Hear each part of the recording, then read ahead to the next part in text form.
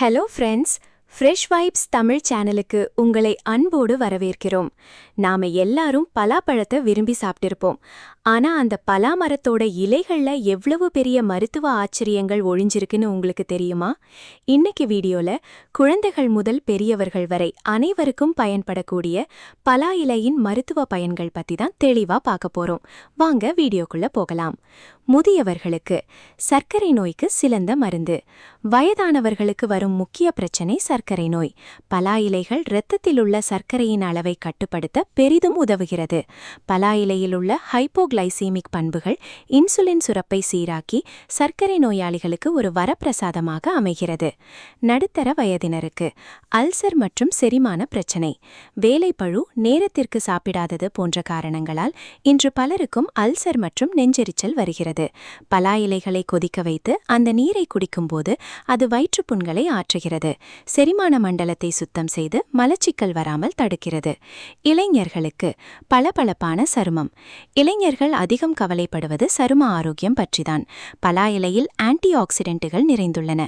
இது உடலில் உள்ள நச்சுக்களை வெளியேற்றி வயதான தோற்றம் வராமல் தடுக்கிறது.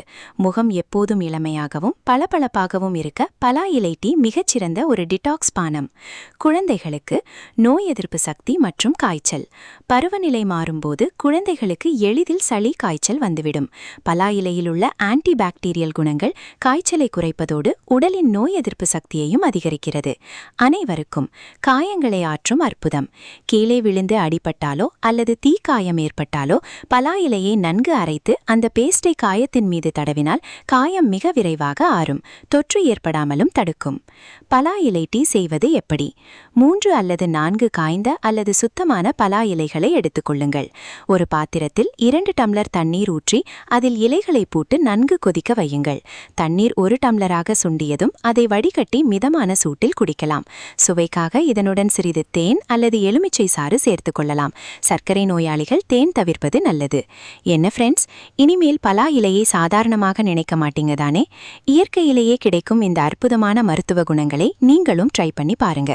இந்த தகவல் உங்களுக்கு பயனுள்ளதாக இருந்திருந்தால் மறக்காம நம்ம ஃப்ரெஷ் வைப்ஸ் தமிழ் சேனலுக்கு லைக் பண்ணுங்க, உங்க நண்பர்களுக்கு ஷேர் பண்ணுங்க. தொடர்ந்து இது போன்ற பயனுள்ள தகவல்களுக்கு சப்ஸ்கிரைப் பண்ணி பெல் ஐகானை கிளிக் பண்ணுங்க. நன்றி, வணக்கம்.